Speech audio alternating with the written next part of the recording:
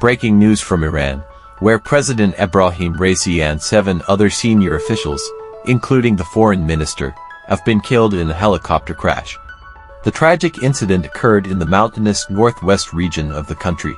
Amidst foggy weather conditions, rescue teams found the wreckage on Monday, after an extensive search effort. The helicopter was carrying President Raisi, Foreign Minister Hossein Amir Abdullahian, and 7 others, when it crashed in the Jolfa region. President Raisi, 63, was a hardline conservative who became president in 2021. He was the second most powerful person in the Islamic Republic's political structure, after Supreme Leader Ayatollah Ali Khamenei. The Supreme Leader has urged Iranians to remain calm, saying there will be no disruption in the country's work. He also expressed hope for the safe return of the president and his companions.